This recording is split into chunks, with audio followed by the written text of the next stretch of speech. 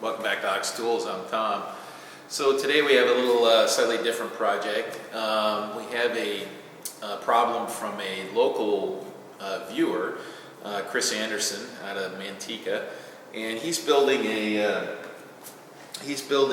Gingery Metal Lathe, and him and a friend of his have an aluminum foundry that they kind of put together, and they cast a bunch of parts according to the Gingery plans, and or bought a kit. I'm not sure which exactly, and he needs a little bit of help with some machining and establishing some datum surfaces for the castings.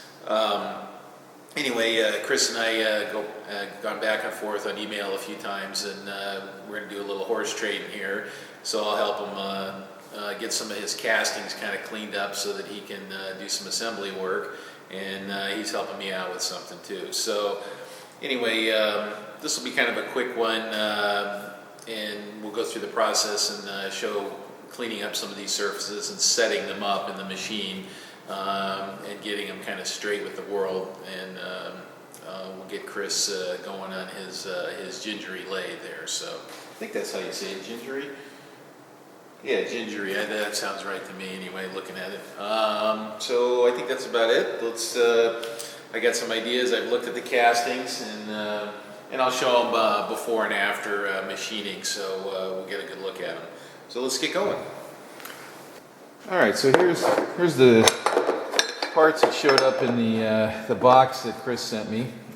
These are aluminum castings here for his Gingery Metal Lathe, and so he's already done some work in preparing these things.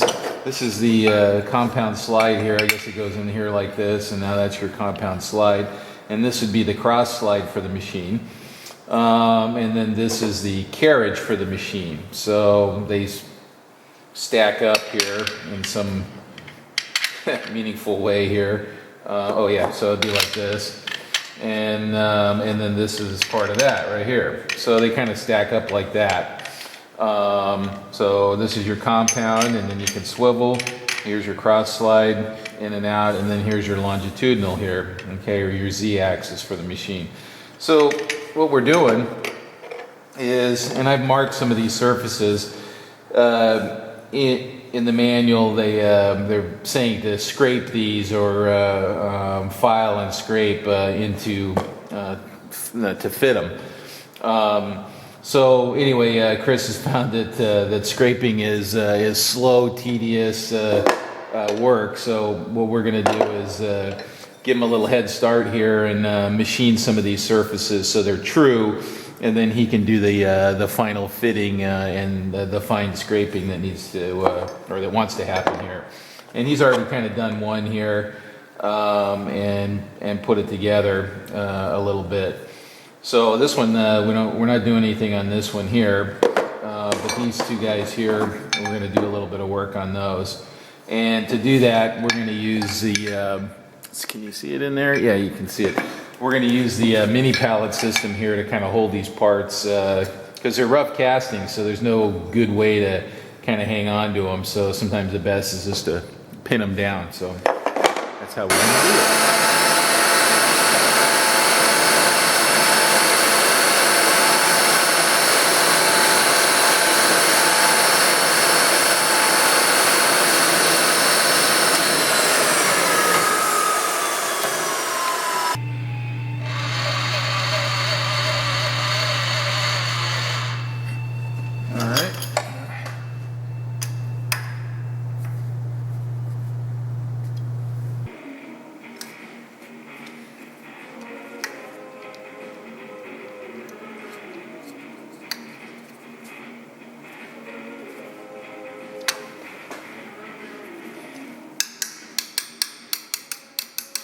Okay, that's good.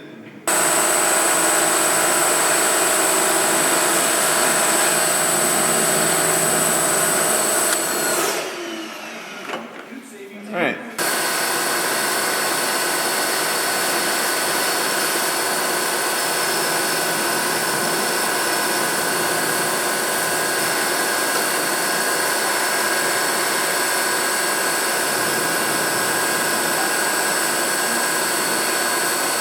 I'm working around the clamps there in the same setup.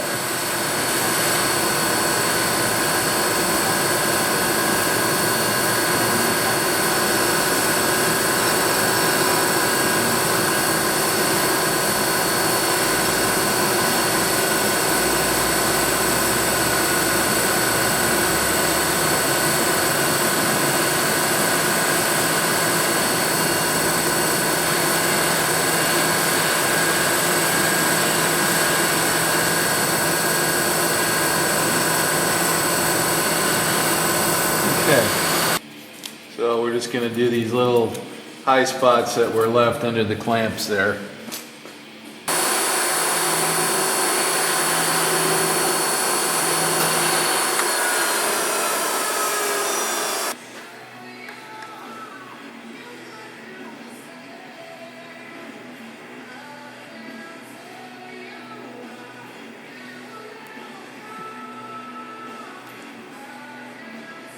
Alright, looks like we're about within one there. I'm going to call that good. Okay, so we're on to the second piece here. And this is the compound rest slide for this Gingery Metal Lathe. And we need to work on these surfaces here, but we got there's a little bit of rock to this, and it's so I need to move the clamps after I do part of the machining, so I'm a little nervous. Well, I could create a problem for myself. So what I'm going to do first is I have this nice broad contact here, and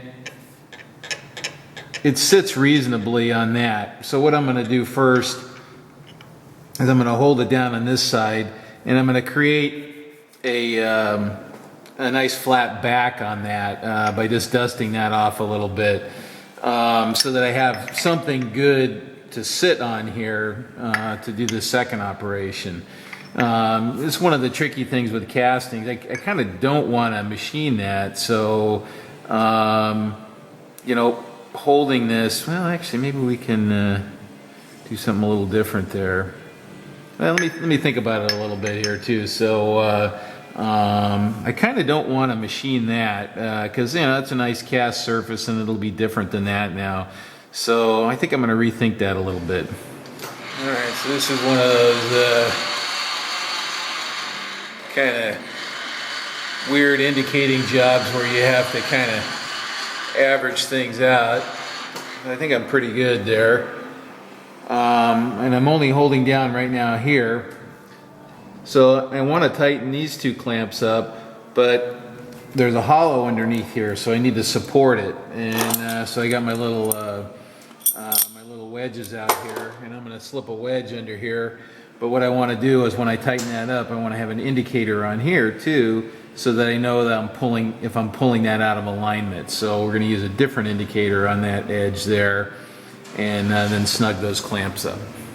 All right, so I got the indicator on here now, so I'm going to very gingerly snug these down a little bit. I've got my wedge under there, so, and I'm just kind of working back and forth here.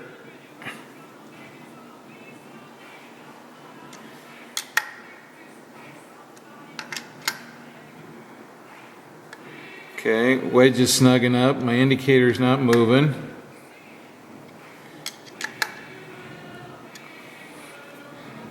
Alright. Okay, just what you want. I'm pushing on it pretty hard there and I'm not getting any movement. My wedge is tight and these have pretty good tension on them. So I'm pretty happy with that. And this one's already snug. And I've indicated the longitudinal here already, so I'm straight with the world. So now I should be able to do the whole job in one setup there. So let's get to it. Alright, so we got the second one here done. We're going to do a little checking here.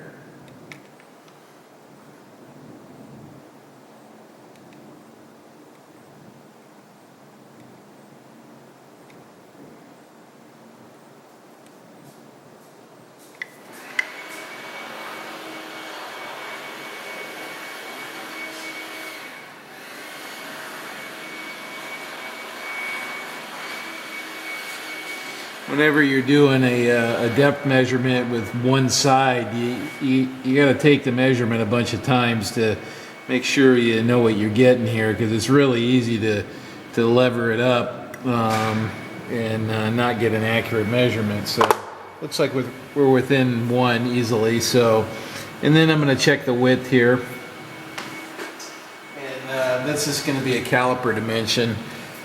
Because of what goes in here, it just needs to be a little bit bigger than 2 1/4. So we're 2.252 or 253 between those, which allows a 2-inch piece of coal rolled, and then there's a little 1/4-inch gib key that goes in there. So anyway, that leaves a little bit of clearance for that, and he can hand fit the rest of that. So I think we got that one done. And we'll take it out, and I think that's about it. All right, so we're done here. We're just gonna bust the setup down. One little note, I don't think I mentioned it earlier. I chose, this is a 3/8, about a 10 millimeter diameter, 3-flute carbide end mill that had just a tiny little corner radius on it. And I wanted a nice finish.